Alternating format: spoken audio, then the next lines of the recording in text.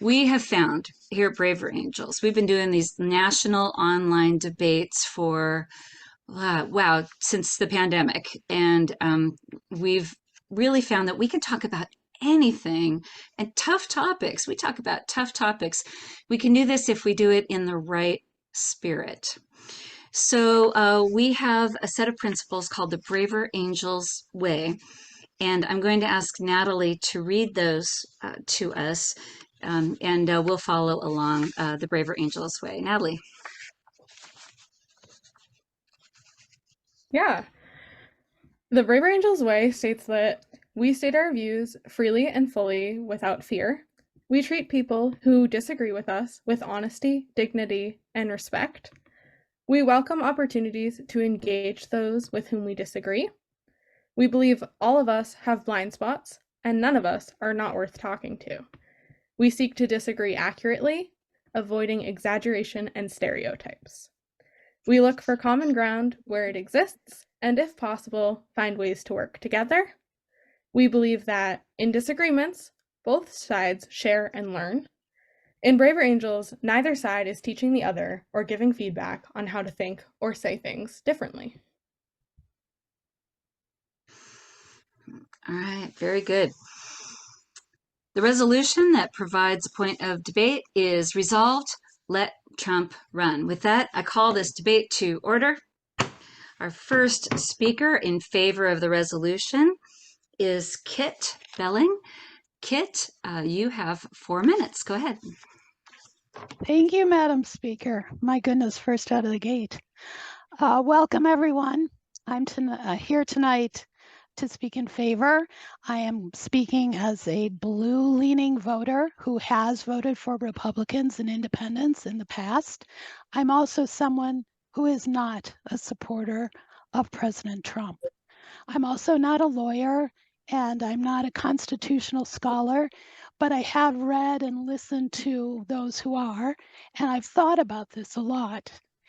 And I've come to the conclusion that if we remove Donald Trump from the ballot under Section 3 of the 14th Amendment of the Constitution, that may be constitutional, but I don't think it's democratic.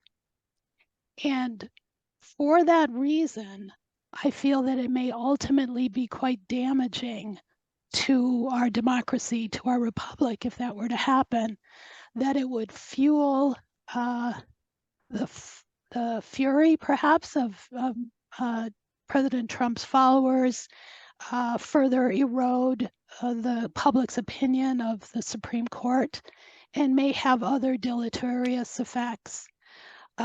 So because of that, I feel that if the Republicans choose Donald Trump and put him on the ballot, then I think as a matter of respect, that is he should be allowed to be on the ballot. And for those of us who are opposed to him, need to defeat him then at the ballot box. Thank you.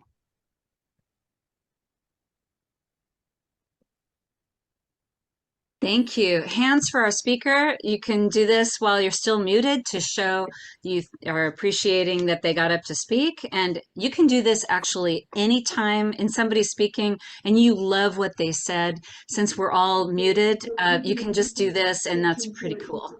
So I'm going to say again, thank you all for being on mute so we can hear the people who are speaking. I'm going to take a couple of questions. The first one I will call on is Hale Powell.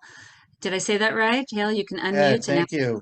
Thank me you. at the chat. I appreciate everybody being here. I'm participating from Massachusetts, and I do have a couple of questions, Madam Chair, Sure, about you get one question, so make it good.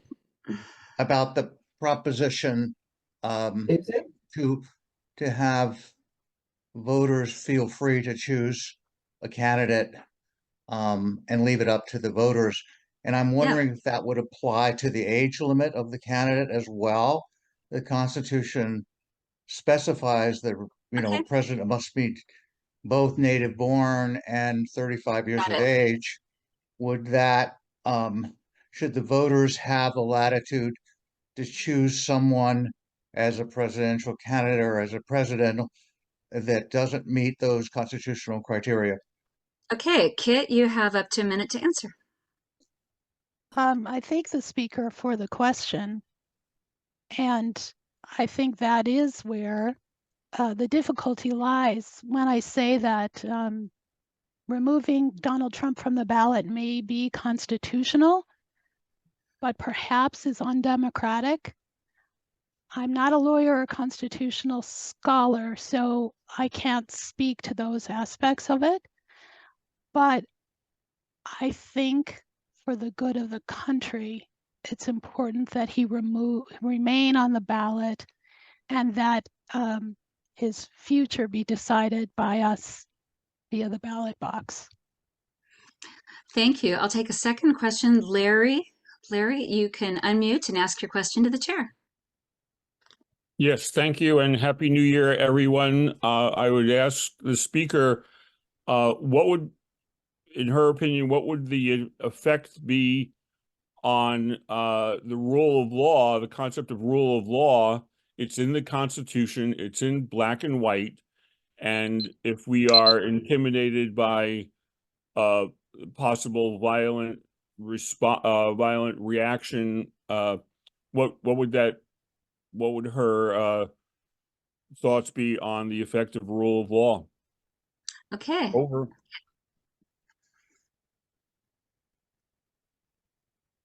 I'm not sure, quite honestly. And ultimately, I guess I feel I have to defer to the Supreme Court to decide this very difficult question. And I think you're right. There is a danger here that whatever they decide, it could undermine the rule of law. From some of my reading on this subject, it seems that it's, well, I think we've never had a case like this before, have we? And that's what makes this particularly difficult. And I don't know that there's a significant body or any body of case law that would, come to bear in this case. Okay. So I look forward to hearing what the Supreme Court does. Thank you. Thank you, Kit. And I promised this. I promised us 2 questions after the first one, so I'm going to say the speaker is thanked. Hands for our speaker and our questioners. Our next speaker will be in the negative, and that's Jeff McKenna. Jeff, you can unmute, and you have 4 minutes.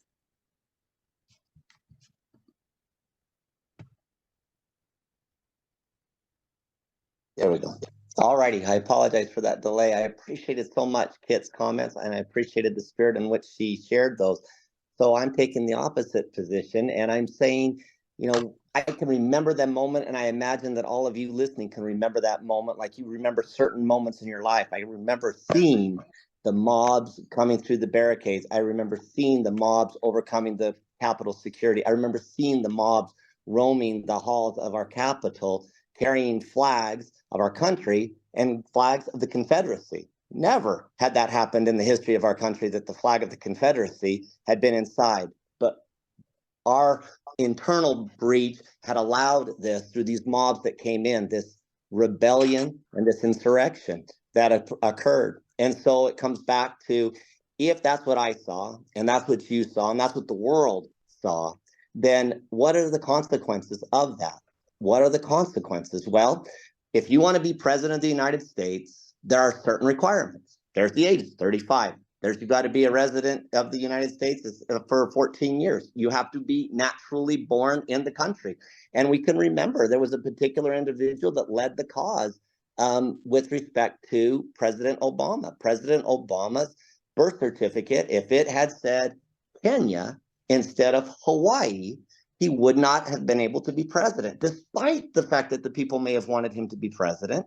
Those were requirements. Well, those requirements that are in Article 2, age, residency, and birth, there's another requirement in the 14th Amendment that in 1868 came and became a requirement, and that is, don't engage in a rebellion. don't engage in an insurrection if you've sworn an oath saying that you'll support the Constitution. President Trump did that. He swore the oath, and we had a situation where what I saw on January 6th was caused by him. He brought the mob there. He sent the mobs out, and we all heard the mob chanting, "Kill Mike Pence, the Vice President of the United States."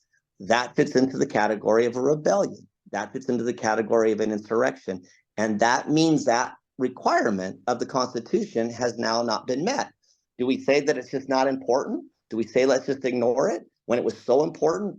That birth certificate document, those are important requirements. We have rules, and our Constitution sets forth those rules. I hear the notion, let the people decide. If Jefferson Davis, after the Civil War, had wanted to be the president of the United States, and all the people wanted him, a majority of the people wanted him, it couldn't have happened because we had a rule. If Barack Obama's birth certificate had said Kenya instead of Hawaii, he could not have been our president because we had rules. We have rules, and they're set forth in the Constitution. And the 14th Amendment has established a rule. Now, I hear people saying, but it's never been applied this way before. And I shake my head. You're right. And for 225 years, we never had a situation where we didn't have a smooth transition of power. That was the American miracle that Ronald Reagan referenced in his 1981 address. Every 4 to 8 years, the world watches as this takes place, and he thanked the Carter administration because we had a smooth transition of power. And that ended in 2021. I saw it. You saw it. We all saw it. Our rules are set forth in the United States Constitution. And that is the shortest constitution in the world, and it is the oldest constitution in the world. That's our There's time. There's 4,400 words, and the three most important are we the people. Thank you. Okay, hands for our speaker. Very Good good. job. We are really good about the time. Thank you. We'll take a couple of questions. Now, when you ask your questions, you know, they're only for this speaker. So be sure that you're listening to this particular speaker and you're asking this particular speaker about something that they said. I'm going to call on David Kaufman. You can ask your question to the chair. Madam Chair, I have a question for the speaker. Is that under existing law, the only way to disqualify somebody under Section 3 through criminal prosecution is under Section 2383, and the federal government has examined the events of January 6th and has not charged President Trump with insurrection or even incitement. None of Okay, the. so your question is? I'm sorry? What's your question though? Why would that disqualify him if he hasn't been convicted of anything? Got it. Jeff, you have about a minute to answer. Thank you. It's a great question. And it really is going to be what the Supreme Court is going to be looking at, because there was a law that was passed that had a definition. And interestingly enough, though, the Constitution is so curt in so many ways that there has to be this interpretation. And with respect to that particular question, it is very open as to whether there has to be a conviction with respect to that, or whether the states can decide and the Supreme Court can decide and can institute it. But that's probably the best argument for the Supreme Court not taking the position that I've been advocating. Thank you. I'll take one more question from Christina. Christina, you can unmute and ask your question to the chair. Yes, my question for the speaker is regarding what he saw. Where on the Capitol was he on January 6th? From what observation point? Okay, about a minute to respond.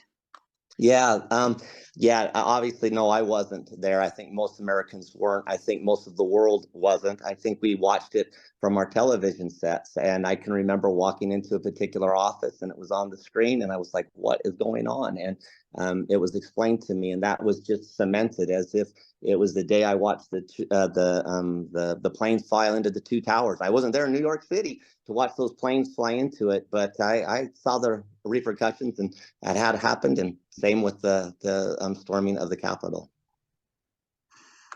All right. And with that, the speaker is thanked. Hands for our speaker and the questioners. So we're going to move to a speech in the affirmative. Jean Wisdom is up next. Jean, you can unmute and you have up to 4 minutes. Thank you very much. My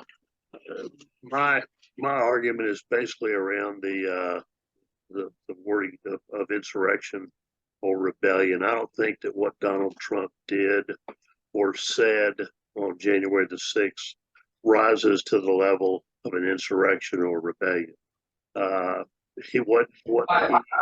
What happened on January 6th was a riot, a violent outbreak that threatened it indeed threatened the orderly counting of the electoral votes. But I don't think that that what he did rises to that level. And I wish I could say otherwise. I'm a Reagan conservative, never Trumper.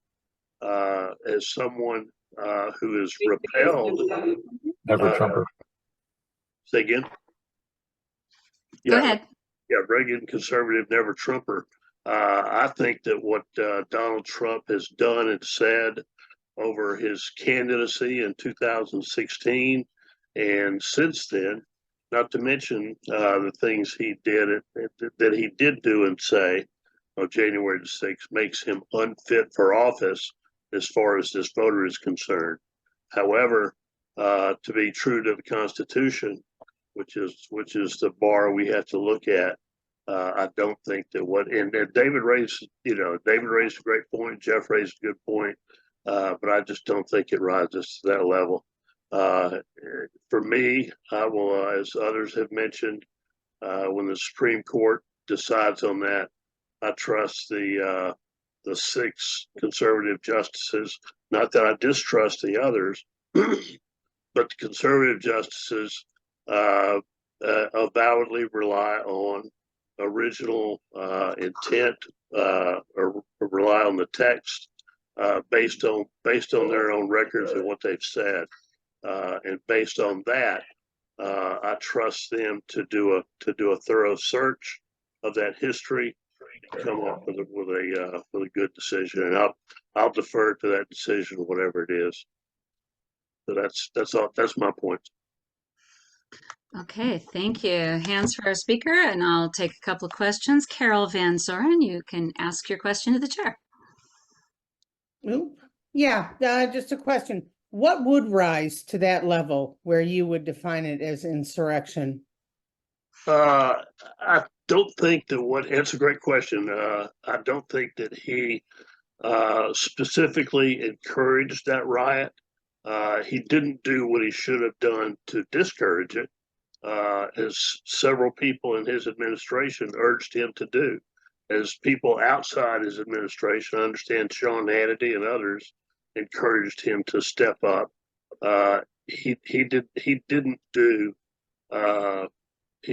step up to quell that, but I don't think that he specifically encouraged that violence. Okay, thank you. That's a great question. Thank you. And thank you for the question. We'll take another question from Robert Scheidler. Did I get that right? Robert, Yes. you can ask Very your question. good. Very good, actually. Yes. The time that he took to take action when so many people are urging him to take action, I guess maybe that's not a question. I just have a hard time understanding how that's not contributing. The fact that he said that I'm going to be with you and we have to fight like hell. I don't see how that's not encouraging. And then responding, I guess that's enough. Okay. Yeah. I hear your question in that statement. And Jean, you can respond. I think that's an inference that could be drawn, but I don't think it's a direct encouragement. That's where I would draw the line. It wasn't a direct encouragement. I wish he had stepped up and told him to stand down. But I don't think that he specifically encouraged those actions. All right. And with that, the speaker is thanked. Hands for our speaker and our questioners. All right. Yeah, I see a lot of you stepping up to ask questions, which is excellent. One practice that's really helpful is if you wait for a while to listen to the majority of the speech and then put your hand up, that helps us a lot. And we're going to go now to our speaker in the negative, and we have Jeff Bishop. Jeff, you can unmute and you have 4 minutes. All right. My feeling is that our Constitution doesn't really require all that much for a president. It requires that they be a natural born citizen, that they be at least 35 years old, they lived here for 14 years, that they not be elected more than twice, and that they not engage in insurrection or rebellion. Now, probably most people on this call easily meet all 5 of those requirements, but none of us are going to be on any ballots anymore. Now, if you ask Donald Trump, well, he claims that he's been elected president twice. So by his own rationale, he should be disqualified on that basis.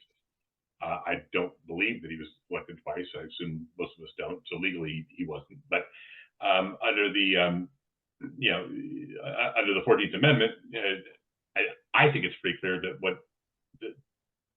that the riot was indeed insurrection. It wasn't at the level of civil war, but it was worse than the Whiskey Rebellion, and which I think that was also part of the intent. I don't think the intent of the 14th Amendment was only to count the Civil War. I think they were thinking of the Whiskey Rebellion. There were a lot of things. This was certainly on par with that.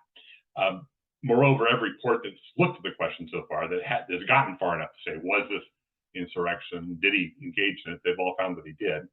And I defer to the courts on that one. If the courts decide, well, no, he didn't, then that's that. But assume that they stick with the view that he did.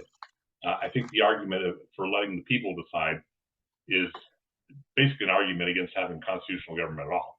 I mean, the people didn't decide in 2016 who our president was going to be. The Electoral College did. The people had a different opinion, and we followed the constitutional rules. I'm sure that if Obama had run for a 3rd term, if they let the people decide on that one, he's still pretty popular. He probably would have gotten a 3rd term. I'm sure Reagan would have gotten a 3rd term too. There's a lot of things that if we're just going to forget the rules, treat the Constitution as suggestions, and just have a pure democracy, maybe that's a different view entirely. But as long as we're going to have rules, I think we need to follow them. Especially since Trump himself never picked the laissez-faire. I mean, others have mentioned Barack Obama. He tried to say was not a real natural born citizen. He said that about Ted Cruz. His people said that about Kamala Harris. Now he's saying about Nikki Haley. Pretty much anybody who's got any pigment and runs for president gets the same argument against him.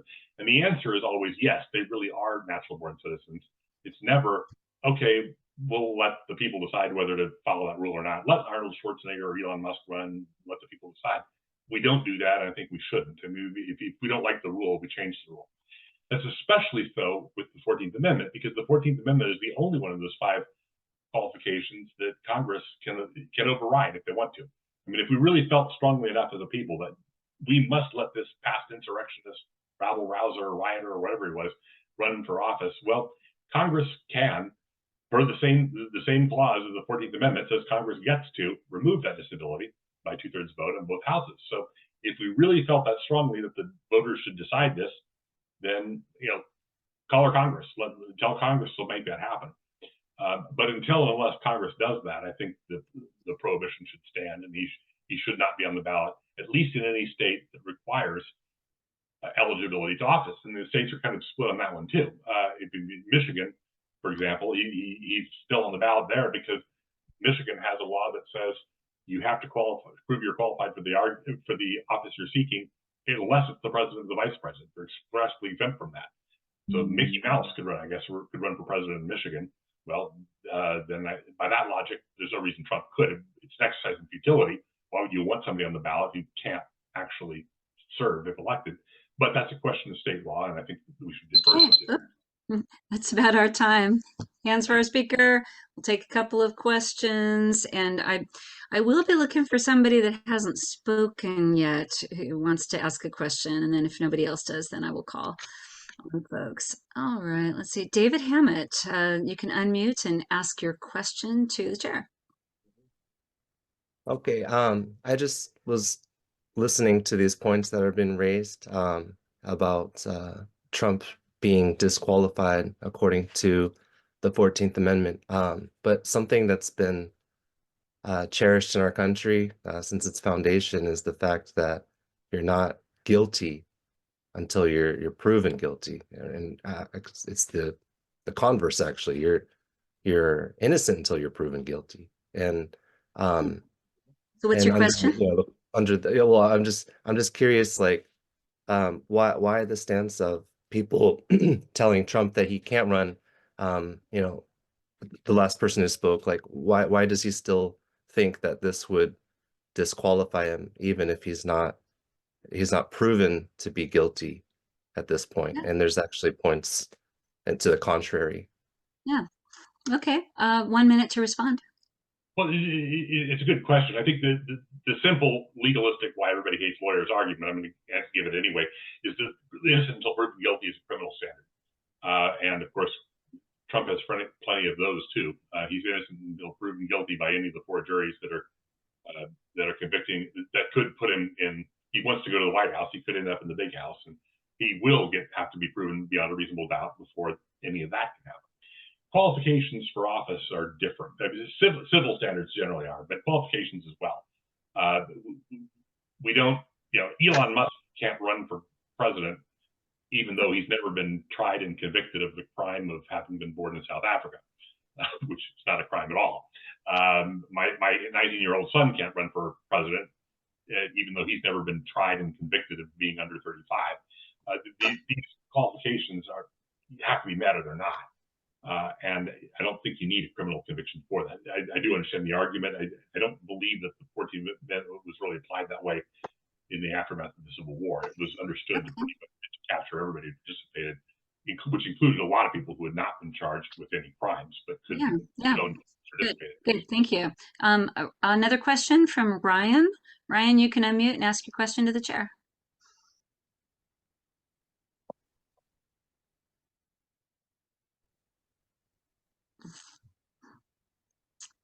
I am missing. I'm sorry, I was muted. Oh my God, I'm so sorry. There you are. Go ahead, Ryan. You can ask your question to me.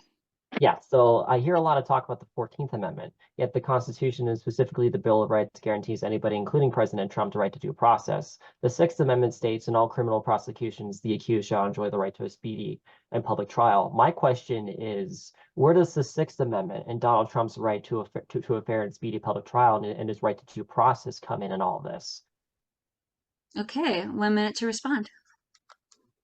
Well, the 6th Amendment is again specific to criminal trials, and so yes, it guarantees him a right to juries. In fact, he has 4 juries for the 4 trials that are pending.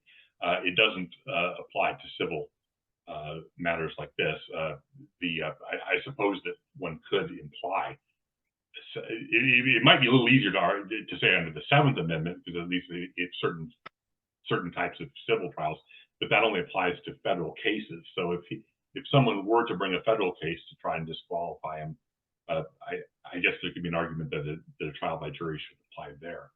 I don't think it necessarily would, though, in state law. It didn't in Colorado, for instance. Okay, that's our 2 questions. So with that, the speaker is thanked. Thanks for our speaker and our questioners. So many interesting things. I really appreciate you all. So we're moving to a speech in the affirmative, and just to let you know, we have a back channel here with the staff. So we have a list that I can look at of people who have talked to their whips and said, I want to make a speech. So it looks like I have 4 in the affirmative and 3 in the negative. 2 in the negative. So if you want to speak against this resolution, there is room for you. Okay, so Jesse Walters is up next. Jesse, you can unmute and you have up to 4 minutes. Thank you, Madam Speaker, Madam Chairman, actually. Thank you all for being here and for sharing in this public conversation. And that sort of identification and idea of this being a public conversation is kind of at the core of why I absolutely would support Donald Trump being on the ballot. I would preface my comments, and I think they have worth in terms of this particular speaker's ethos. I think that Donald Trump is potentially the worst public thing that has ever happened to this country. I feel that him being in the position of president again could very possibly be the end of our republic. I think that his personal sense of self, the way he conducts himself both publicly and privately, is everything that I personally stand against and would stand foremost at the front of the stage railing against. However, there are approximately 74 million Americans who would also stand forefront on that stage railing against people like me. And in terms of due process, as many of us have made reference to either in our speeches or in our questions, our advanced democracy is involved with processes, and a very odd sort of anomaly has happened in that two state Supreme Courts have elected to not have this individual on their state ballots, but that's not the way that federal elections work. They don't have that option. They believed that they did and made that choice and went public with it. And now the Supreme Court is faced with a real Chinese finger puzzle. Because, as many people have already pointed out here, this person, if they go through the process of the primaries and they are chosen by the party to be on the ballot, then they're put on the ballot. However, if this person is found guilty of having committed insurrection, then they can't be on the ballot. So it's this kind of snake eating its own tail sort of situation, because the Supreme Court is now faced with this decision, whether or not, and I have to admit, I don't know the very specifics of what the Supreme Court is looking at rhetorically, but they're faced with this situation of, we have two state Supreme Courts who have elected not to put this person on the ballot. But according to the Constitution, by my reading, it is our Congress that makes the decision as to whether those individuals, through the fusion of the primaries, can be placed on the ballots or not. But if somebody commits insurrection, then they obviously, by the 14th Amendment, cannot be on the ballot. And the only real evidence that we have in terms of whether or not this person has committed insurrection is through everything that we saw through the congressional proceedings of the investigation of all of the footage on that day. And from my awareness and from my reading and viewing of those things, we neither have a decision from Congress itself in terms of the impeachment of Trump, the full impeachment of him, as to whether or not he was removed from office. He was not. And in terms of whether he committed insurrection, we seem to have an enormous amount of volatility in terms of public opinion, but we don't have a decision from the Supreme Court in terms of whether or not he actually committed insurrection. So I would imagine that those 9 justices may be looking at one another and saying, what is really at the core of this decision? Are we deciding whether or not he can be on the ballot? Well, no, we don't have the right to do that. That's not in the purview of the judiciary. Well, are we then being asked to be involved with a potential case of whether or not he committed insurrection? Well, no one's brought that case forward. And as one of my good and gentle colleagues mentioned a few moments ago, Donald Trump enjoys the privilege of the 6th Amendment, in addition to all the other amendments, especially those that are encompassed within the Bill of Rights. Time to wrap up. Okay. Until he's brought to trial for insurrection, then I see this as kind of being a moot point. Thank you. Hands for our speaker. I'll take a question from Frank Motz. Frank, you can unmute and ask your question to the chair. Is the speaker aware that the Colorado trial court heard evidence from both sides and made a legal finding that he did engage in insurrection? I am aware of that. But from my personal perspective, unfortunately, the Colorado courts do not speak for the rest of the nation. And while they may have found in their own particular perspective that they believe, or that they have found through all evidence, that Donald Trump has in fact committed insurrection, which again, just in terms of argumentation, I would say I firmly believe that he did. And I'm happy on the side to discuss that with anyone who would care to outside of this debate. It's not the Colorado Supreme Court that gets to make that decision. It is the duly appointed Supreme Court justices who have to make that decision in terms of somebody who's running for the highest office of the land. Okay, and a second question from David. You can unmute. Go ahead. There's a setting right here, and I can turn it. Go ahead, David. There Trainee. are two Davids. Yeah, David Trainee is the person I saw. All right. Can you hear me now? Yes. Go Yeah. ahead. Ask your question to the chair. Okay, real quick, Madam Chair. I'm stating that the Constitution, it's been said already, the Constitution is pretty clear. They have the right to remove somebody from the ballot, number one. And number two, there's no necessity for a conviction in this. So what's your question? I guess I was more making okay, so my question is this. If somebody like a Neil Gorsuch, when he was on a circuit court, stated that the states have every right to remove a person, would that at all change your opinion? This is Neil Gorsuch, an arch conservative, is saying the states have the right to do it. Bang. Okay, Thank you very much, 1 Madam. minute to respond. Yeah. I don't think I'm a learned enough scholar to be able to really speak to that. My specialization is poetry. That's what my graduate degree is in. But I will, however, say that from my perspective, I think where the conundrum comes in is you have a federal election, and then states are stating that an individual cannot be on the ballot. And for me, that's, again, it's that Chinese finger puzzle, or in terms of logic, it's the slippery slope. Because if the Supreme Court does not find Donald Trump guilty of insurrection, and through the fusion of the primaries, he's selected by that party to be their candidate, then he has to be available on the ballot. I believe that states should be able to say, no, we have decided that our citizens have elected us in this particular position, and we believe he should not be on the ballot. But, you know, Snoopy gets write-ins every once in a while, Charlie Brown, you know, and so in terms of that slippery slope, where do we end those things in terms of the relationship between states' rights and federal rights when it comes to running for the highest office of the land? And I think it's a problematic system, but as somebody already pointed out, it's the one we have. It's the democracy with the greatest longevity in the world. Does that mean it's infallible? No, absolutely not. And this is, I think, one of the great things to kind of come full circle that enables us to have this kind of public conversation now. And so I'm grateful to all of you for having a voice in it. Thank you very much. And with that, our speaker is thanked. Hands for our speaker and our two questioners. We're going to move to a speech in the negative, and that's Mike Wood. Mike, you can unmute, and you have up to 4 minutes.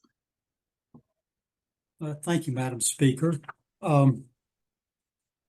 Several people have mentioned the objective standards for meeting the qualification to be a presidential candidate and take the office. Then others have mentioned Section 3 of the 14th Amendment as having what I would call a subjective standard. That is whether several things. Is the person in the presidency an officer of the United States? And what constitutes an insurrection or a rebellion? So let me take the second standard. What constitutes an insurrection? And did what happened on January the 6th constitute an insurrection? First, I'll look at the Department of Justice indictment of Donald Trump. There are 4 charges, none of which are charges of insurrection. One is a conspiracy to defraud the U.S., conspiracy to obstruct an official proceeding, obstruction of an attempt to obstruct an official proceeding, and conspiracy against the rights, basically the right to vote. So they haven't mentioned insurrection. So that indictment and the arguments that are being made are not any help. As referenced earlier, the Colorado Supreme Court did make a decision to disqualify President Trump under the 14th Amendment. The Colorado District Court had determined that there was an insurrection, but felt that the 14th Amendment did not apply to the office of the president, someone who had been president.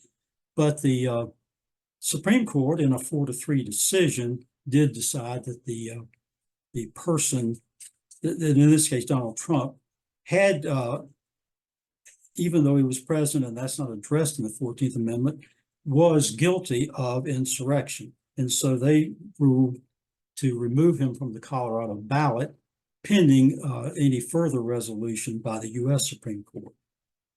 So the U.S. Supreme Court is going to hear the appeal from Colorado, and that's, as I understand it, should be argued on February the 8th. So we've got 2 primaries have already occurred. Others will occur by then. So what are they going to do? Without a definition of insurrection in the Constitution, SCOTUS will have to decide 2 things. One, did the January 6th attack, including Trump's planning, I may say plotting, planning with others to overturn the official election results, constitute an insurrection? And there was planning and ways to try to circumvent the decisions that were presented in the electoral votes. And so if there was an insurrection, did Trump incite it? So what are the implications of these questions and what I've said so far? Section 3 addresses holding an office. Doesn't address appearing on a ballot. It talks about whether someone can hold an office, in this case, the office of the president. So it's going to have to decide, the Supreme Court is going to have to decide whether or not the appearing on the ballot is similar to holding an office and linked closely enough that that would become clear. If Donald Trump may hold the office of president and he were by obtaining enough electoral votes to win the presidential race, then this question really becomes pointed. If he didn't obtain enough votes to become president, then the question under Section 3 is moot. So that's where we stand. Okay, that's just about time. You want to wrap up? Am I through? Yep. Okay. Well, I'm say one thing, that I'm holding negative against the resolution, and I think that it should be linked to remove his name from the ballot, not just holding the office. All right, hands for our speaker. I'll take a question from Sam Carroll. Sam, you can unmute and ask your question to the chair. Yeah, thank you, Madam Chair, for taking my question. Somewhat unrelated, but if Trump is elected president of the United States, and after he's elected president, he is found guilty and he is going to go to jail, then does that mean that the vice president will become the president or take over those duties? And I haven't heard any discussion about the importance of that position at this time. Yeah, Thank you. Yeah, 1 minute to respond, Michael. A person who is incarcerated can be president, can serve as president. So it wouldn't automatically put the vice president into office. If, however, Section 3 were invoked and said, no, this person participated in an insurrection, incited it, then that person could not take the office. But at that point, the vice president would, of the Republican Party, would take the office. So one might think that vice president taking the office of president might offer a pardon. I don't know. Okay, and I'll take a second question from David Hammett. David, you can unmute. Okay. Hi, Michael. I was just wondering, like, a lot of people would say that the insurrection was those protesters going to the Capitol, Trump actually saying in a video for them to, to stop, but it was taken down from many social media platforms. Do you think that the Colorado Supreme Court, being in a blue state, was considering, lots of different viewpoints in their, in their conviction, basically, that he's disqualified?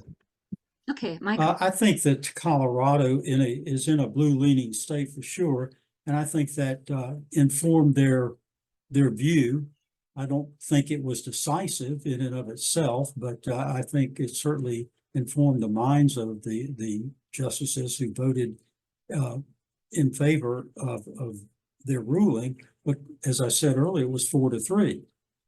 Could have flipped just the other way. You know, it's a close call, close question, and therefore a close call. Okay, that's the second question. With that, our speaker is thanked, and hands for our speaker and our questioners.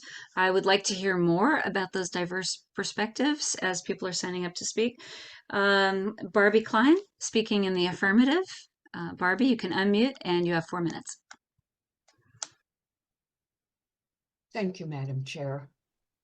First of all, I'd like to say we are the United States of America, and the United States of America elect the president of our United States. Now, how can we have somebody not able to be elected in a certain state? That just, I can't understand how that can be. I do not think the states have that right to say, no, you can't be on our ballot. Well, they can be on 49 other states. How? I don't understand that. My second point is, this is a dangerous, dangerous precedent that we can have, that says that anybody we don't like half the country are never Trumpers, we don't like him for who, his personality, how he conducts himself. How can we say that he isn't allowed to run for president? Now our country is divided, and if it is the same two people running, they're never Trumpers, and now we'll have almost an equal amount of never Bidens. This does not resolve anything. We have to allow people who are not convicted of crimes and have the support of enough people and their party to be nominated for president, and they have to be in every state. I just don't understand how the United States of America can elect something, or what happens in those states. So if they won't allow them to vote for that, I don't understand that. And I'm not a political person. So if you want to know the Constitution or that, I'm not the person that can answer those questions for you. But I just think that's down the road, Joe Blow. Oh, this person in that state doesn't like that person. Well, he can make a big to-do about it and they can't be on that ballot. That is giving too much power to somebody that has a grudge or is a never somebody, no matter what name you put after that, never. And that's what I have to say. Thank you for listening. Thank you. We'll take 1 or 2 questions. I always look for somebody I haven't heard from before, but I will go ahead and call on Hale Powell. You can ask your question to the chair. Hi, you actually have called me before.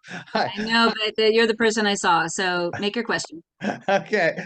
I would just like to ask about the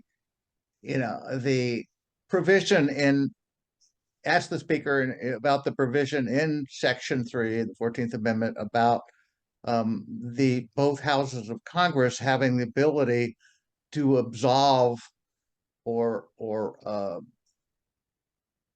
eliminate the strictures of the insurrection, promotion, or incitement. That if the will of the people is sufficiently strong that a candidate has popular support, that Congress can rule that the Section 3 should not be applied to that individual. So it's not like.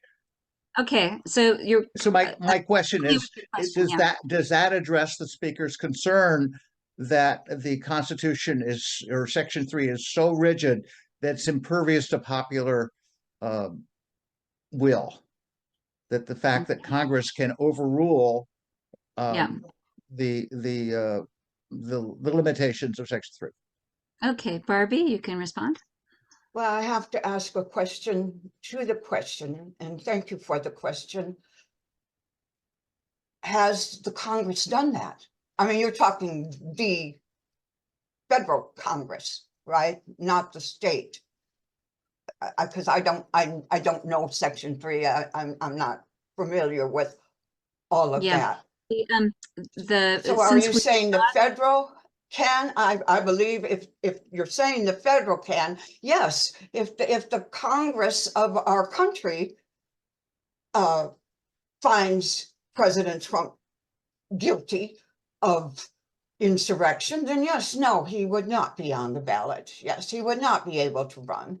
But that hasn't occurred as far as I know. But I don't think the state has the right to do that. We are the United States. Got it. I'm going to move to another question. Kevin Silva. Kevin, you can unmute, ask your question to the chair. Hi there. I really want to make a comment and a question to all those. I got questions. Just questions. Thanks. I'll skip it. Thanks. Okay, Ruth, do you have a question for the speaker? Ruth Hellman, do you want to unmute? Ask your question. Okay. All right. So with that, the speaker is thanked. Hands for our speaker. And the questions will move to a speech in the negative from Robert Scheidler. Robert, you have up to 4 minutes.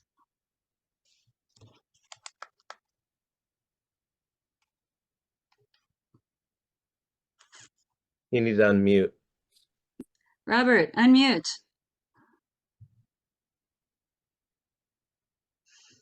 Okay. Robert Scheidler? Yeah, yes. I see you. There you go. You got it. All right. You got up to 4 minutes. Go. The person has a right under certain circumstances. And I think that the people that wrote the Constitution picked out the insurrection, realizing that you may have a popular person, but if someone is engaged in insurrection, they should not be allowed to run. I believe that the more power, the higher the standard at which a politician should be held accountable. The states should use the preponderance of evidence to legally disqualify a candidate from the presidency for insurrection. We're not putting them in jail by doing this. That would require beyond a reasonable doubt. And that's much harder to prove. And the idea is to get people that we can't trust out of government.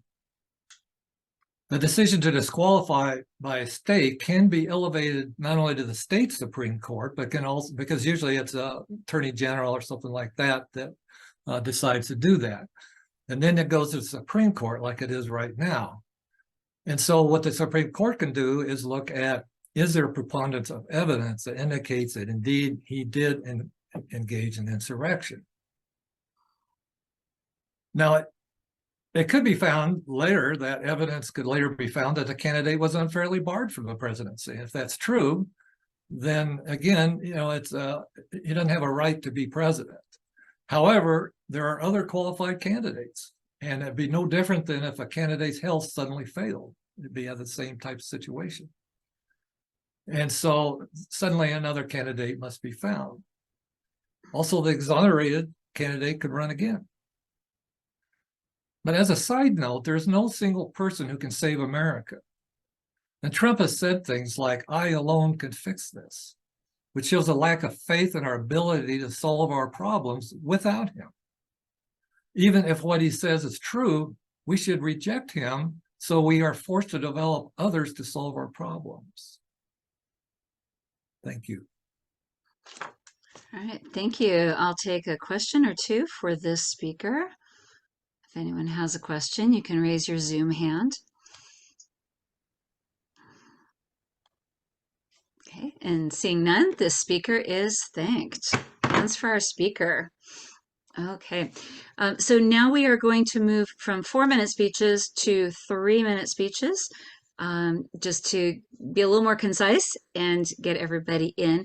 But we're going to take just like 1-minute stretch break. If you want to stand up and stretch and not miss anything, that's good. But while we're stretching, we're going to put in the chat the link to register for the next debate. Yeah, so we are planning a national debate just like this for February 8th. It's also a Thursday, 8 p.m. Eastern. And the resolution will be resolved, close the border. So that's going to be our resolution next time. It's February 8th, and you can click on that that link right there, and that'll open it up in your browser, or you can copy and paste it and then just find your way back to this Zoom room. We would love to have you come and join us for that. We're really building a great community here, and we would love to see you there. Okay, so we're going to continue our speeches, and I'm going to refresh my secret speaker document and see where we are. Looks like I have 2 more in the affirmative, 2 more in the negative. Really? I would have expected more. Is that right, Whips? Because if so, I'm going to stick to 4-minute speeches. So until I hear otherwise. Yes, so send a chat to one of the Whips if you would like to speak, and you'll get on their list. There is room for more speakers. Such interesting things are coming up. If you have something to contribute, we want to hear your speech. So, Christina Crosby, you are up next to speak in the affirmative, and you have up to 4 minutes. Okay, thank you so much.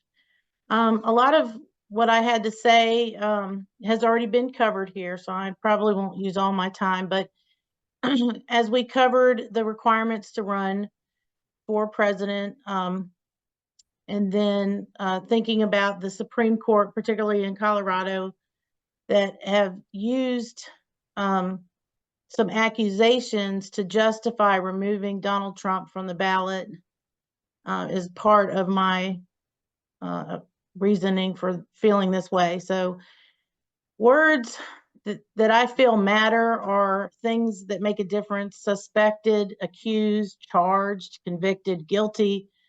All of that follows a process that's made this country great, that gives us our rule of law. The accusations that have been made, like we said, have not been through the due process yet. And to me, it sets a very dangerous precedence for the future. If going forward, somebody in a state or individual state politician is allowed to exclude candidates from the ballot just based on groupthink or personal political convictions, that could happen in the reverse side in the future. I have several articles that I pulled up in my research, and one that was particularly relevant, I thought, was the Wall Street Journal, where they said the events of January 6th are misunderstood, and the failure to correct the record could be damaging to both America's future and its justice system. Words have to have meaning, and the continuous mislabeling of the U.S. Capitol breach as an insurrection is an example of how a false narrative can gain currency and cause a dangerous injustice. On January 6th, Donald Trump told his supporters, "I know that everyone here will soon be marching over to the Capitol building to be peacefully and patriotically make your voices heard." How is that? In my mind, that is very contradictory to something that other people in political office have done, such as Maxine Waters, who told everybody that if you see anybody from that cabinet, you get in their face, you make them not welcome. Things like also questioning election results. Stacey Abrams was very adamant that she won the gubernatorial race in Georgia. She refused to admit that she lost. Joe Biden last week or this week just said, hello, Virginia, and the real governor, Terry McAuliffe. I mean, these things are happening across the board, and we're picking and choosing who we persecute. And I don't think that that sets a good stage for the future. There was evidence suppressed in January 6th. We're just seeing that now with video footage. We have testimony from the crowd that it was peaceful. I personally have friends who were present who said that the things that people have discussed tonight did not happen, that they themselves were tear gassed. They had to flee the scene, get back on buses. There's a legitimate concern about the outcome of the election, and things being circumvented in the process. So I just, in closing, want to say that the rule of law is the rule of law. It should not matter who we are talking about. And if this can happen to the President of the United States, this can absolutely happen to any one of us. The future is watching us intently. So we need to really be cognizant of what we're doing, and that it is not just because we dislike somebody or their policies. Okay, thank you. I'll take a question from Tom Daly. Tom, you can unmute, ask your question to the chair. Madam Chair, I thank the previous speaker. But just changing the emphasis just a little bit, this is my question. Without speaking on the technical issue of insurrection, does the speaker believe that an insurrection is one act, i.e. January 6th, or is it the culmination of months of planning to overthrow a legally constitutionally elected official, a plan to substitute false electors? Does that constitute an insurrection? 1 minute. I would say that that could be considered as long as there's factual evidence and not hearsay. So since his announcement to run, he has been the most mud-slung candidate out there. He's had lies told about him. He's had laws breached to spy on him. If there's evidence to support, then we should follow that, or we have lost our country completely. Thank you. I'll take another question. I haven't heard from Mary Teresa yet, so I'll call on you for a question. You can unmute. Thank you, Madam Chair. I have a question for the speaker because I listened to Trump's speech and when he actually, what I heard was not what she heard. I heard him say, we need to storm the Capitol and I'll be there for you. And then he went back, then Trump went back and he just listened. He didn't try to stop the violence. So what's your question? My question is, I'm wondering where you got the information of what he said. Mm-hmm. Oh, yes. I pulled up today his entire speech. There was no part in the speech that I read that said storm the Capitol. So I don't know where that came from. But my quote is directly pulled from my research today. And I stuck to popular publications. Like I said, the Wall Street Journal was one place. I had the New York Times and I had the Washington Post. I don't remember. And I probably could look in my cookies, but I will go past my 1 minute mark to do that. I think that's a very valid question. And I think we need to be careful about where we hear things and how much we believe, because if nothing else, I think we all can believe that there has been propaganda on all sides about everybody. All right. And with that, the speaker is thanked. Our next speech in the negative. Hey, it's Mary Teresa Webb. So you are up to speak now, and you have up to 4 minutes. Thank you, Madam Chair. My concern is that if our country adheres to a rule of law, and I just recently listened to what was happening in Davos with all the countries present.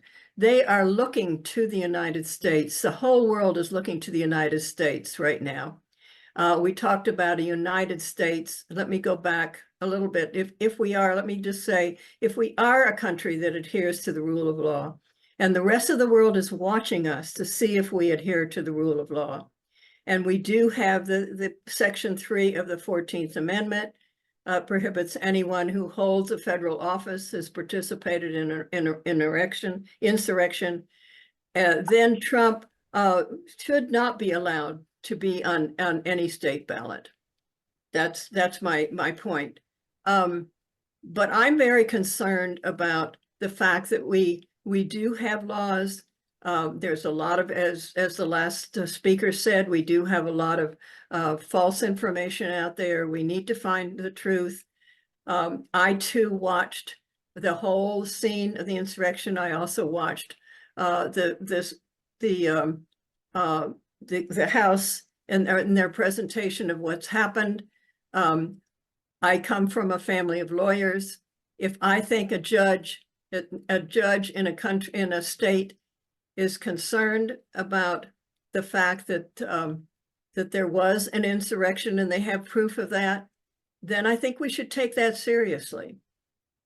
And the Supreme Court's going to be the only one to make the ultimate decision.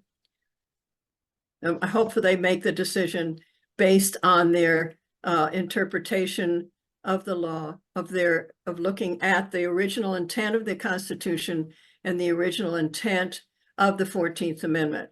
The 14th Amendment came about because of an insurrection, because of the Civil War, to not allow people who participated in that to hold any office. And I believe that there is enough evidence to show that President Trump at the time was not directly, but indirectly fostering what happened at the Capitol on January 6th. Thank you. Thank you. I would entertain one or two questions for this speaker. If you have a question for her, just raise your Zoom hand. And thank you for making questions. I'm listening for that question mark at the end of what you say. So Ryan, you can unmute, ask your question to the chair. Yeah, absolutely. Notable honest progressives such as Jill Stein agree that if Donald Trump is wrong, it's up to the people to decide this at the ballot box. Do you? Question. Okay, yeah, sorry. Do you agree with the progressive position that people have the right to vote their conscience? Yes, I believe that people have the right to vote their conscience, but this has nothing to do with people having the right to vote their conscience. This has to do with each state makes and interprets how they want to run an election. That process has gone through in both Maine and Colorado, and they have found that Trump should not be on the ballot because they believe that, and these are people in the state who believe in that. I do believe that we have a right to vote, but I think we need to be very, very careful who we nominate for the office of the president, because the president of the United States is actually a commander-in-chief, but he's also looked up to by the rest of the world. So we want to make sure that we do things according to the rule of law, that we do things according to the Constitution. Thank you. Thank you. And with that, the speaker is thanked. Hands for our speaker and questions. Okay, we are moving to 3-minute speeches now, so you can be a little more focused. And I see we have 3 in the affirmative lined up and 2 in the negative, so we're doing really, really well. So Ryan McClain, you are up, and you have up to 3 minutes. All right, thank you. Good evening, everyone. My name is Ryan McClain, and I'm representing Ohioans Defending Freedom Tonight, a conservative organization in Ohio. And I'm a candidate for state representative of Ohio's 15th district. I'm speaking in favor of the resolution to allow Donald Trump to be on the ballot because I believe in democracy and the proper function of our constitutional republic. Colorado and others' actions to remove Donald Trump from the ballot honestly echo the unconstitutional treatment that third-party candidates receive, and I feel this is completely undemocratic. Democracy in its nature grants citizens its unique privilege to vote their conscience. I believe anything less is fascism. I hear a lot of talk about the 14th Amendment, yet the Constitution and specifically the Bill of Rights guarantees anyone, including President Trump, the right to due process. The 6th Amendment states clearly, in all criminal prosecutions, the accused shall enjoy the right to a speedy and public trial. Donald Trump has never been convicted, and without conviction, it is unconstitutional to punish him. We cannot pick and choose pieces of the Constitution that we want to hear or make us feel good. I heard the point that other politicians from both sides of the aisle, including Joe Biden, publicly oppose differing election results. But more importantly, we have the concern of cherry picking the Constitution to achieve an authoritarian goal. We have to consider every aspect of the Constitution, the Bill of Rights, which applies to the issue at hand, in this case, allowing President Trump to run. I'm not the only one saying this. Notable honest progressives such as Jill Stein actually agree that if Trump is truly wrong, it is up to the people to decide this at the ballot box. And if Trump is correct in his convictions, the people will decide this as well. I want to follow the rules. And removing Trump from the ballot is refusing to follow the rules, and it sets a precedent that those who disagree with whichever side is in power may be shut down and silenced. If we do this to President Trump, what is going to stop Republicans from doing the same to a Democrat? Nothing. It's a threat to freedom to remove Trump from the ballot, and it threatens democracy, and it threatens free speech rights. It threatens us. Earlier, I heard some of those who oppose Trump do the right thing and acknowledge that allowing the progressive to silence conservatives today allows the conservative to silence progressives tomorrow. And this is absolutely a legitimate concern because the history of this country proves this back and forth struggle of power. Whether you agree with Trump policies or not, and I've criticized Trump on a few things such as the omnibus spending bills and bypassing Congress for wall funding, even though I am personally pro-wall, the people ought to have the right to vote their conscience. The government has zero place in any constitutional means to regulate your conscience. We decided the Constitution grants the right to vote for all with the 15th, 19th, 24th, and 26th Amendments. Thank you for allowing me to speak on behalf of Ohioans defending freedom, and I'll be more than happy to take any questions. Thank you. All right, I will take a question from Robert. You can unmute, ask your question to the chair.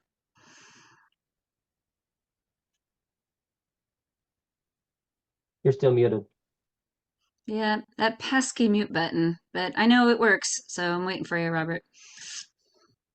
All of a There you sudden, go. my mouse stops working. I had to go to Yeah, of another course, one. this is Okay. when it does that. Go ahead. Ask you Okay. to me. Yeah. So, do you believe that Does the speaker believe? does the speaker believe that There you go. the state Supreme Court and the federal Supreme Court is not enough to get rid of any frivolous elimination of someone from a ballot? I do believe in due process of law, and I think that by denying Donald Trump the right to due process, I think it makes the whole thing null and void. Donald Trump should have the ability to appear in front of a jury. Good. And I'll take one more question from Jeff Bishop. Can unmute. There you go. Yeah, I guess my question would be: both the Fifth Amendment and the 14th say you can't be deprived of life, liberty, or property without due process. Are we saying that Donald Trump has a property interest, that he owns the presidency, or what exactly is he being deprived? He wouldn't be killed, he wouldn't be imprisoned over it. So how would due process even be implicated at all? You mentioned liberty. Donald Trump cannot be denied, and based on that argument, Donald Trump shouldn't be denied the liberty to run for office either without any sort of due process of law. All right. And with that, speaker is thanked. Hands for our speaker and our questions. We're going to a speech in the negative from Larry. Is it Widrow or Wydrow, Larry? What Wydrow and Wydrow, welcome. You have 3 minutes.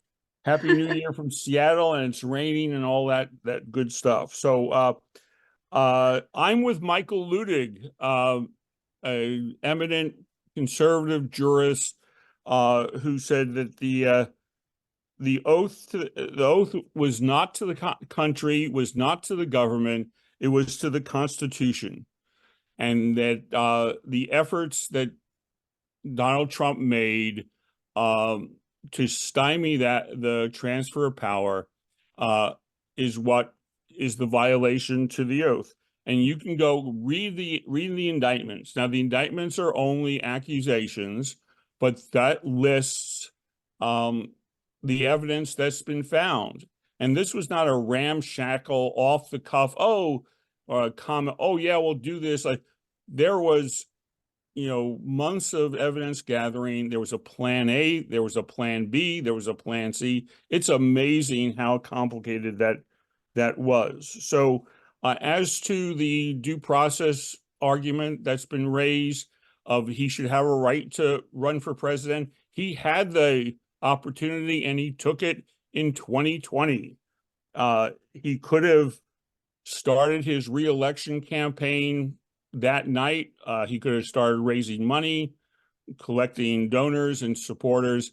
He did not do that. He tried to stop the transfer of power. Now, was it an insurrection? You know what? If it looks like a duck and it waddles like a duck and it quacks like a duck, it's probably a duck. And that you can, and that's the 14th Amendment. I've got my Constitution right here, and I will quote, engaged in insurrection or rebellion against the same, or given aid or comfort to the enemies thereof. Go home, we love you, things like that. That looks like comfort to me. I'm not a constitutional lawyer either, but that looks like comfort to me. And in terms of the due process, I mean, 60 of 61 or 64 of 65 cases were turned down, were rejected by the court. It's been 3.5 years. People are now stuff's coming up. 74 million people have been looking for evidence for irregularities in the voting for 3.5 years, and we still haven't found them. So this was not a casual thing. As I read the indictments, if you can't find them, let me know. I'll give you a link to the indictments and just read them through. And yes, he's not in terms of being convicted. His side seems to be the one that is putting off and stalling the process. If he's not guilty, let's go to trial and prove it to everybody. So thank you very much. Thank you. Yeah, I'm going to take a question. Happy New Year. Happy New Year to you too, neighbor, Seattle. All right. Mary Teresa, you can ask the question to the chair. Madam Chair, would you ask the presenter a question for me? And that would be, do you actually think that Trump's attempt to overturn the election results and all that he did during the last few years, and some of which he's been indicted for, do you think that qualifies as part of an insurrection? All right, about a minute to respond. I think what Michael Luttig has said was that his efforts to prevent the process of the transfer of power, that's the violation of the oath to the Constitution. So that's those efforts. And again, read the indictments. There's just emails and letters and all kinds of stuff. Hasn't been proven yet. That's the burden of the prosecution. But I'm with Michael Luttig on that I think just all these efforts, he could have started his reelection campaign, and that's not what he did. And that was the violation of the oath. Okay. All right. With that, the speaker is thanked. Hands for speaker and our questioners. Speech in the affirmative from Carol Van Zoren. Carol, you are up. You have up to 3 minutes. There we are. Hi. There you are. Hi. I'm a blue. I have no question that Trump qualifies under the definition of insurrection. But my concern is more about states' rights versus federal rights. We are a republic, not a democracy. And we have a lot of states who, and it's a balance between the states and the federal jurisdiction. And I am concerned that if states are independently deciding what was insurrection to them, that they're taking Trump off the ballot to them, but we don't have a federal kind of standard, or, you know, the Constitution has a federal standard, but the interpretation is left to the states. In this case, yeah, I kind of like what the states are doing, but there are other times when I have not been so crazy about what the states have been doing, like sending alternative electors. And I think things have moved a little too much toward the state's power as opposed to the federal power. And I'm just going to say that kind of was one of the things back in 1850s. So I think that it makes sense at this point, just in the sense of just balancing out how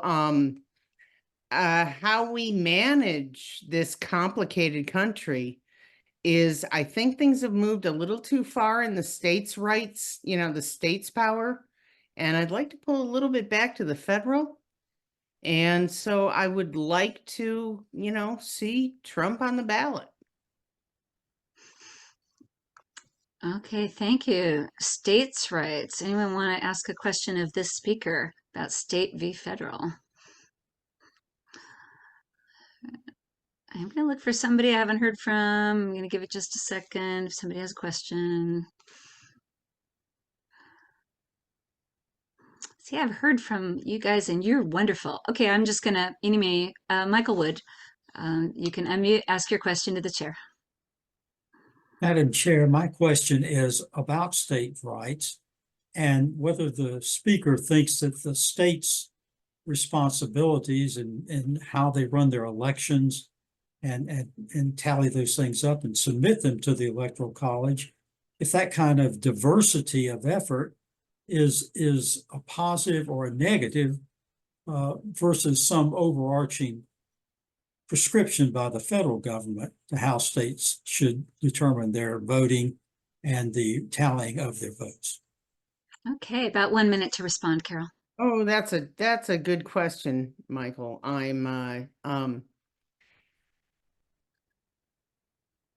The states know their electorate better than the federal government, but I think there still has to be some sort of federal guidelines or guardrails to how they go about that.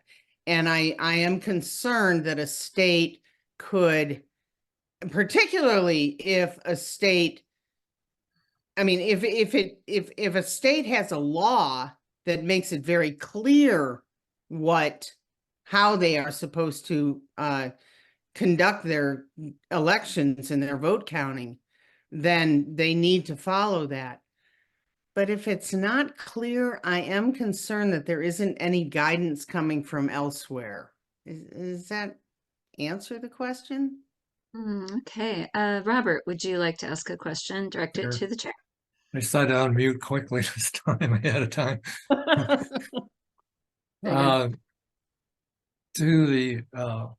To Carol, I mean to you, but to ask Carol, isn't it ultimately a federal guardrail in the fact that it'll be any decision by the state can be appealed to the Supreme Court?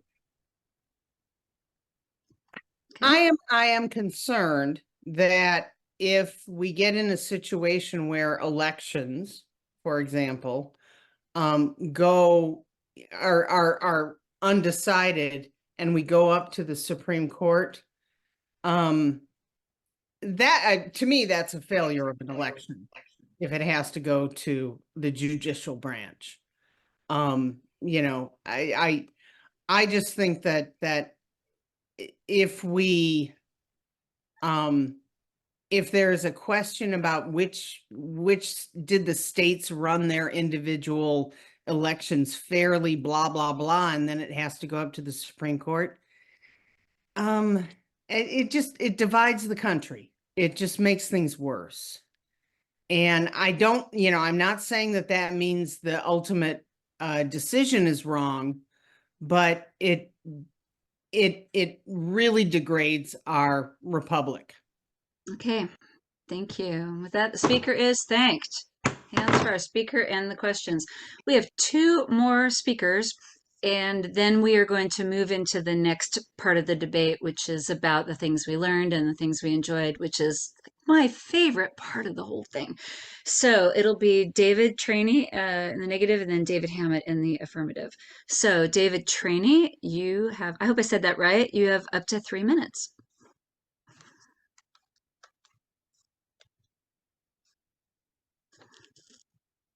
Gotta unmute. Unmute, David. My wife's always telling me to mute it. Anyway, look, Okay.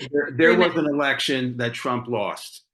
He did four major things in order to try to overturn the election. First, he went to court, which was his legal right to do so. He went to court 62 times on voting issues. And wait a minute. Okay. He went to, that was my wife, sorry. He went to court 62 times on voting issues. He lost every single time. So he exercised his constitutional right. Okay. Now, those who like to say, well, didn't Al Gore also challenge the returns? Yeah, he went for one state, one time, he went to the Supreme Court. He lost. And you know what he said? I'm conceding for the good of the country, for the good of the country. Trump, over 3 years later, still hasn't conceded. But this time it's for the good of Trump. Strategy number two, he tried to strong arm battleground state. But see, I'm on the TV right now, the Zoom. Hello? Okay, goodbye. She always calls me when she's on her way home. Number two, he tried to strong arm state legislatures and governors. The most egregious example is from Georgia. Remember the Secretary of State, Brad Raffensperger? All I need to find is 11,000, blah, blah, blah. So he was basically intimidating governors and secretaries of state. That failed. Then he went to the fake elector scheme, which is kind of too involved for me to describe right now. But theoretically, it might have worked, but it was so ham-handed that it just completely collapsed. So now comes January 6th, which people have been getting ready for since December 19th. You know why? Because on December 19th, Trump texted everybody, be there January 6th. It's going to be wild. So this was all premeditated. Now, I want to address whether or not it was an insurrection. An insurrection has three components. Number one, it has to be violent. Is there anybody here who saw the video from that day that will dispute the fact that it was violent? No. Number two, it has to intend to overthrow the government. And their scheme, though sort of like the Keystone Cops, there was a scheme exactly to do that. Okay? So there was an insurrection. And number three, it had to be organized. Was it organized? It was. We're talking about the Proud Boys, the Oath Keepers, and the Three Percenters. These were armed militias who came there that day. So it fits all the three components of what an insurrection is. Now, I think, okay, real quick. I think the problem with defining it as insurrection is people think you need armies and airplanes and navies, but this was every bit a coup attempt, even if it didn't have the military there. Thank you. Anybody have a question for this speaker? All right, good. Okay, I see a couple of Zoom hands. We're going to hear from David in a minute, so I'm going to call on Barbie. Barbie, you can unmute and ask your question to the chair. Thank you, Madam Chair. I would like to ask the speaker. Yes, ma'am. I would like you to ask the speaker if he has watched President Trump's actual speech on January 6th.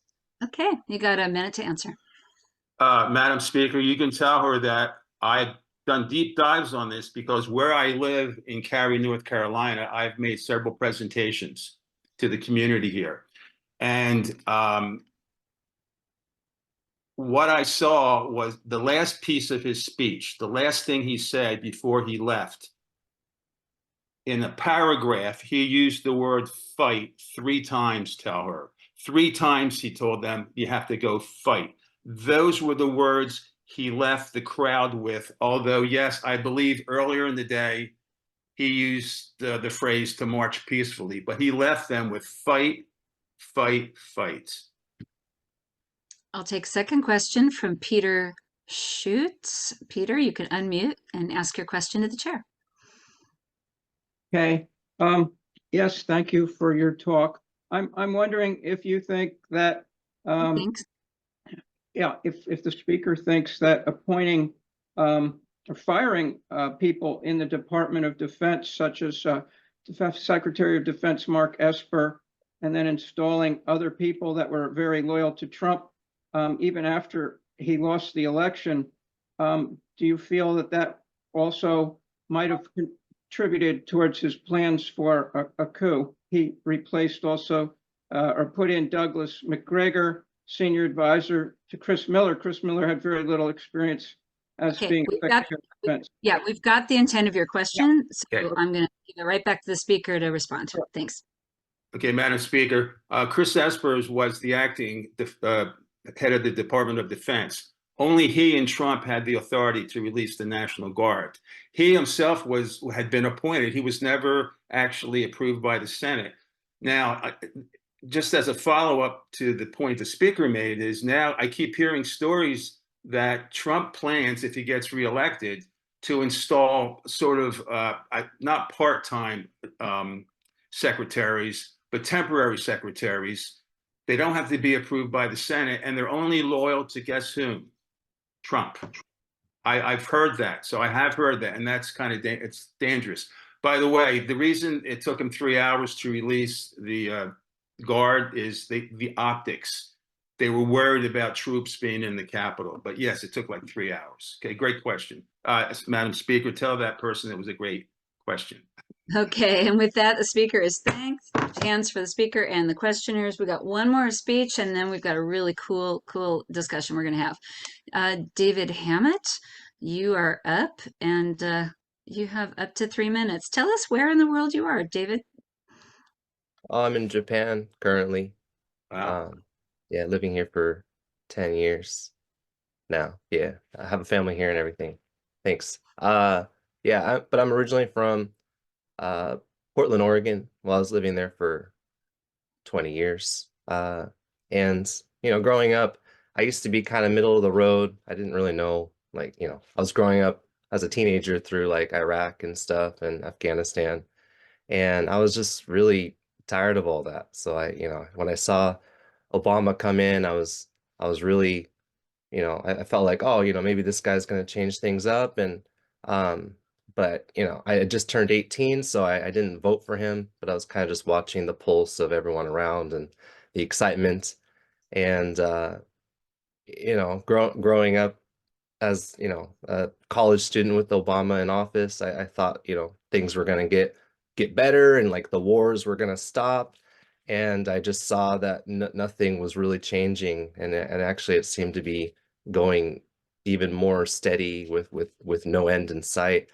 And so then when Trump arrived on the scene with Hillary Clinton, I didn't know what to do there either, because both of them were pretty, you know, I mean, Trump was bombastic, but then Hillary had all this baggage with emails, and, you know, it just looked like don't know which one to pick in this case.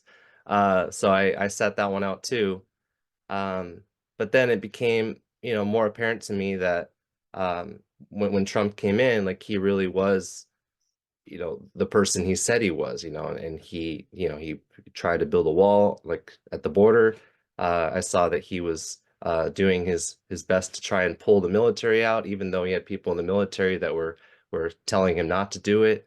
So I saw him actually making an effort. But the one time in 2018, he allowed strikes to be held in Syria. He was suddenly applauded by the media, like, oh, he finally looks like a president. And I was like, well, this is really weird.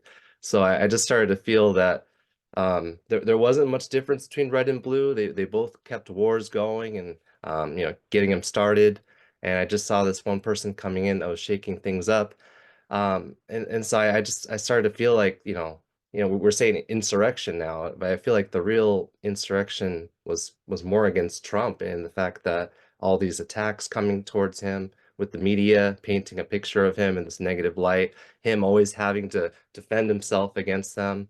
And then when the unprecedented mailing systems came in through COVID, this didn't smell right to me. So I just feel that Trump has been given a really a bad hand, and I think a lot of it has been premeditated from the other side. I mean, I don't think it's just blue. I think it's red and blue coming against him. And I just think that he deserves another chance to appear on the ballot. I mean, he did tell them to go peacefully and patriotically make their voices heard. He also tried to send a video during the protest telling them to stand down and go home, which was deleted by YouTube and Instagram. All the social media he tried to post on, they pulled it off almost immediately. I was able to see it because I was following the situation, but Okay, other people. wrapping up, wrapping up. Okay. You good? Thank you. Yeah, that's all right. All right. I'm gonna take a question from David Trainee. You can unmute.